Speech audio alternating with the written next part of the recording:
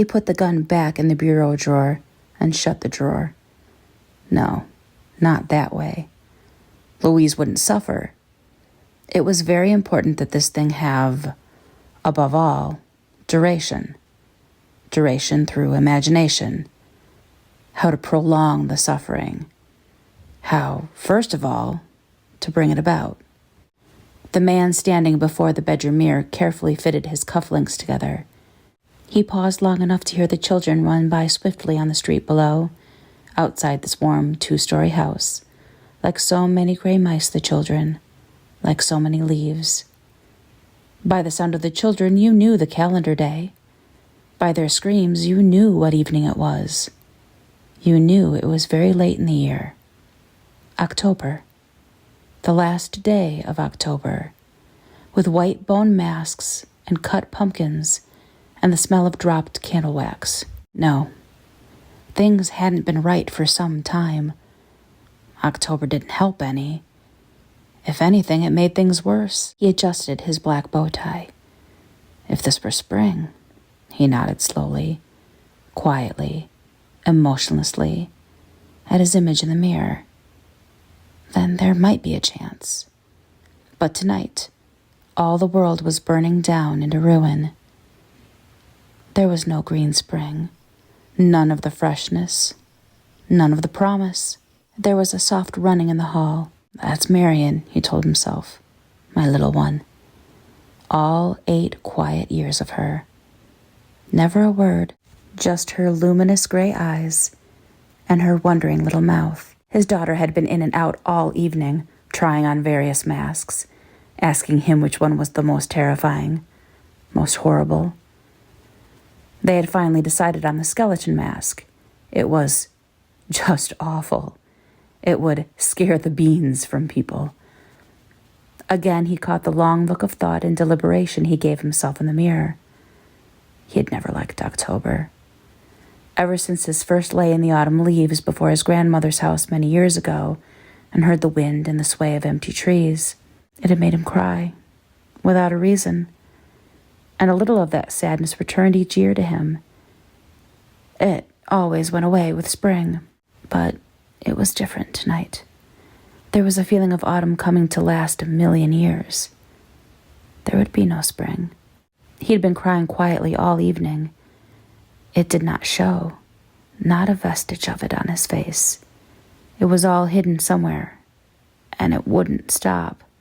A rich, syrupy smell of sweets filled the bustling house. Louise had laid out apples and new skins of toffee. There were vast bowls of punch-fresh mixed stringed apples in each door, scooped and vented pumpkins peering triangularly from each cold window. There was a water tub in the center of the living room, waiting, with a sack of apples nearby for dunking to begin. All that was needed was the catalyst, the inpouring of children to start the apples bobbing, the stringed apples to penduluming and the crowded doors, the sweets to vanish, the halls to echo with fright or delight. It was all the same. Now the house was silent with preparation, and just a little more than that. Louise had managed to be in every other room save the room he was in today. It was her very fine way of intimidating. "Oh, look, Mitch, see how busy I am? So busy that when you walk into a room I'm in, there's always something I need to do in another room. Just see how I dash about." For a while he had played a little game with her. A nasty, childish game. When she was in the kitchen, then he came to the kitchen saying, "I need a glass of water." After a moment, he standing, drinking water, she like a crystal witch over a caramel brew bubbling like a prehistoric mud pot on the stove. She said, "Oh, I must light the pumpkins." And she rushed to the living room to make the pumpkins smile with light. He came after her, smiling. "I must get my pipe." "Oh, the cider," she had cried, running to the dining room. "I'll check the cider," he had said. But when he had tried following, she ran to the bathroom and locked the door. He stood outside the bathroom door, laughing strangely and senselessly, his pipe gone cold in his mouth. And then, tired of the game, but stubborn, he waited another 5 minutes. There was not a sound from the bath. and lest she enjoy in any way knowing that he waited outside, irritated. He suddenly jerked about and walked upstairs, whistling merrily. At the top of the stairs, he had waited.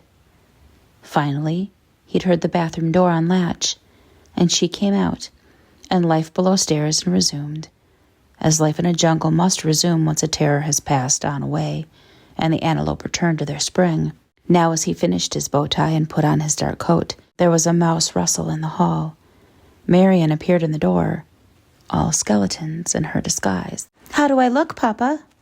"Fine." From under the mask, blonde hair showed. From the skull socket, small blue eyes smiled. He sighed. Marian and Louise, the two silent denouncers of his virility, his dark power.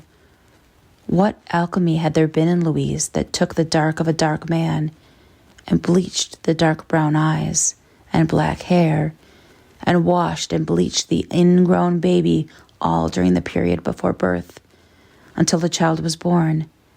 Marian, blonde, blue-eyed, ruddy-cheeked. Sometimes he suspected that Louise had conceived the child as an idea, completely asexual, an immaculate conception of contemptuous mind and cell.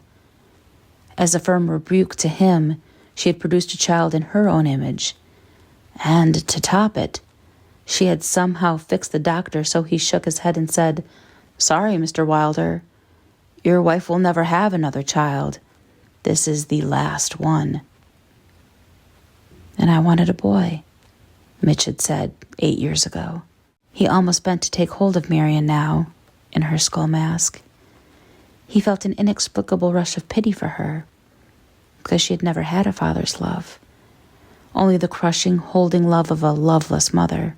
But most of all, he pitied himself, that somehow he had not made the most of a bad birth, enjoyed his daughter for herself, regardless of her not being dark, and a son, and like himself. Somewhere he had missed out.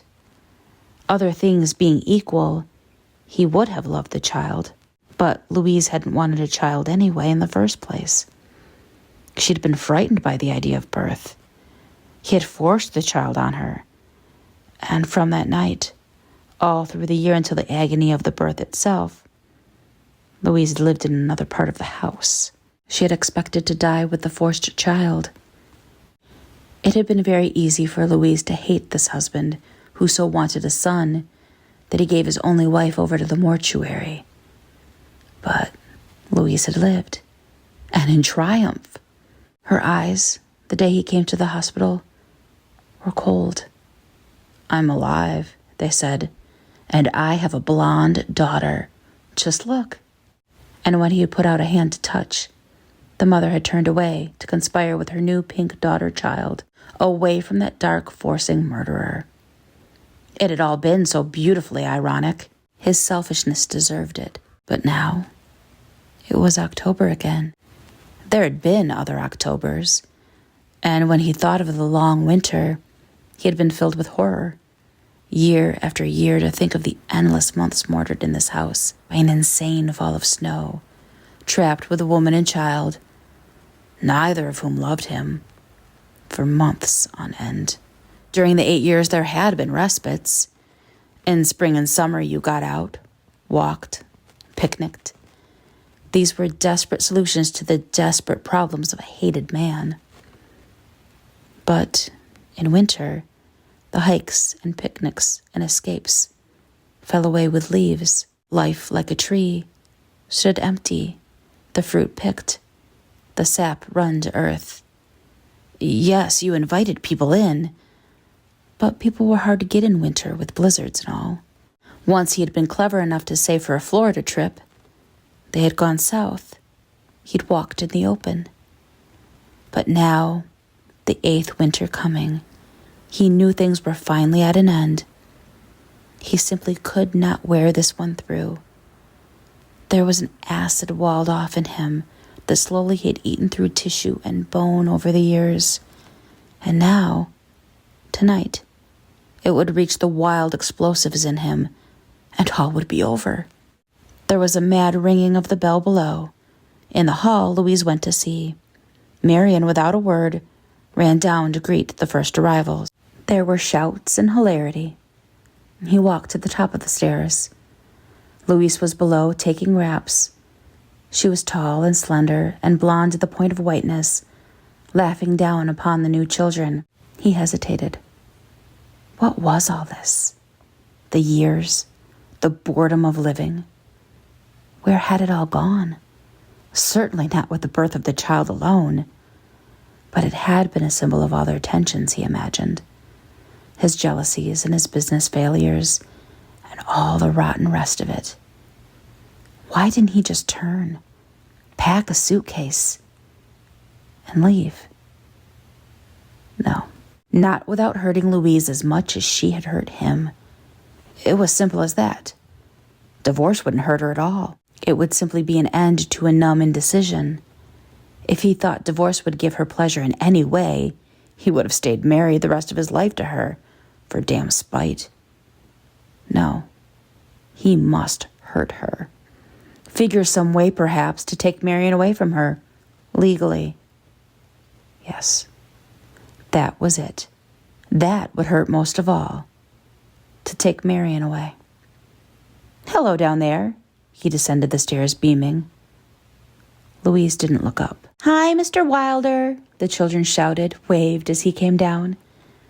By 10 o'clock, the doorbell had stopped ringing. The apples were bitten from stringed doors. The pink faces were wiped dry from the apple bobbing. Napkins were smeared with toffee and punch. And he, the husband, with pleasant efficiency had taken over. He took the party right out of Louise's hands. He ran about talking to the 20 children and the 12 parents who had come and were happy with the special spiked cider he had fixed them. He supervised pin the tail on the donkey, spin the bottle, musical chairs, and all the rest, amid fits of shouting laughter. Then, in the triangular-eyed pumpkin shine, all house lights out, he cried, "Hush! Follow me!" tiptoeing towards the cellar. The parents, on their outer periphery of the costumed riot, commented to each other, nodding at the clever husband, speaking to the lucky wife. How well he got on with children, they said. The children crowded round after the husband, squealing. The cellar, he cried, the tomb of the witch. More squealing. He made a mock shiver. Abandon hope, all ye who enters here. The parents chuckled. One by one, the children slid down a slide from which Mitch had fixed up from lengths of table section into the dark cellar. He hissed and shouted ghastly utterances after them. A wonderful wailing-filled, dark pumpkin-lighted house. Everybody talked at once. Everybody but Marian. She had gone through all the party with a minimum of sound or talk. It was all inside of her, all the excitement and joy. What a little troll, he thought. With a shut mouth and shiny eyes, she had watched her own party, like so many serpentines thrown before her. Now, the parents. With laughing reluctance, they slid down the short incline uproarious, while little Marian stood by, always wanting to see it all, to be last. Louise went down without help. He moved in to aid her, but she was gone even before he bent. The upper house was empty and silent in the candle shine. Marian stood by the slide. Here we go, he said, and picked her up. They sat in a vast circle in the cellar. Warmth came from the distant bulk of the furnace. The chair stood in a long line along each wall. 20 squealing children. 12 restless relatives, alternatively spaced, with Louise down at the far end, Mitch up at this end near the stairs. He peered, but saw nothing. They had all grouped to their chairs, catch as you can in the blackness. The entire program from here on was to be enacted in the dark. There was a child scampering, the smell of damp cement, and the sound of the wind out in the October stars. Now, cried the husband in the dark cellar, quiet. Everybody settled. The room was black. Not a light, not a shine, not a glint of an eye. A scraping of crockery, a metal rattle. The witch is dead, intoned the husband. The children squealed. The witch is dead. She has been killed, And here is the knife she was killed with." He handed over the knife. It was passed from hand to hand, down and around the circle, with chuckles and little odd cries and comments from the adults. "The witch is dead, and this is her head," whispered the husband, and handed an item to the nearest person. "Oh, I know how this game is played," some child cried happily in the dark. "He gets some old chicken innards from the ice box and hands them around and says, 'These are her innards.' And he makes a clay head and passes it for her head, and passes a soup bone for her arm. And he takes a marby and says, 'This is her eye.' And he takes some corn and says, 'This is her teeth.' And he takes a sack of plum pudding and gives that and says, 'This is her stomach.' I know how this is played." "Hush, you'll spoil everything," some girl said. "The witch came to harm, and this is her arm," said Mitch. The children squealed again. The items were passed and passed, like hot potatoes around the circle. Some children screamed, wouldn't touch them. Some ran from their chairs to stand in the center of the cellar until the grisly items had passed. "Aw, it's only chicken insides," scoffed a boy. "Come back, Helen." Shot from hand to hand, with small scream after scream, the items went down, down, to be followed by another and another. "The witch cut apart, and this is her heart," said the husband. 6 or 7 items moved at once through the laughing, trembling dark. Louise spoke up. "Marian, don't be afraid. It's only play." Marian didn't say anything. "Marian?" asked Louise. "Are you afraid?" Marian didn't speak. "She's all right," said her husband. "She's not afraid." On and on the passing, the screams, the hilarity. The autumn wind sighed around the house, and he, the husband, stood at the head of the dark cellar, intoning the words, handing out the items. "Marian?" asked Louise again from across the cellar. "Marian," called Louise. Everybody quieted. "Marian, answer me. Are you afraid?" Marian didn't answer. The husband stood there at the bottom of the cellar steps. Louise called, "Marian, are you there?" No answer. The room was silent. "Where's Marian?" called Louise. "She was here," said a boy. "Maybe she's upstairs?" "Marian!" No answer. It was quiet. Louise cried out, "Marian! Marian!" "Turn on the lights," said one of the adults. The items stopped passing. The children and adults sat with the witch's items in their hands. "No!" Louise gasped. There was a scraping of her chair wildly in the dark. "No, don't turn on the lights. Oh, God, God, God, don't turn them on. Please, don't turn the lights on, don't." Louise was shrieking now. The entire cellar froze with a scream. Nobody moved.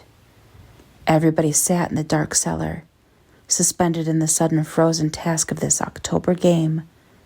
The wind blew outside, banging the house.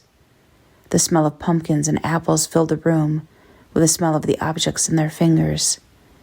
While one boy cried, "I'll go upstairs and look." And he ran upstairs, hopefully, and out of the house. 4 times around the house, calling, "Marian! Marian! Marian!" over and over, and at last coming slowly down the stairs into the waiting, breathing cellar and saying to the darkness, "I can't find her."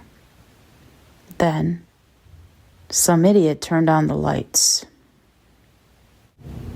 It's that time of year again, where the darkness feels that much darker, and every creak and groan of your house feels that slight bit more unsettling.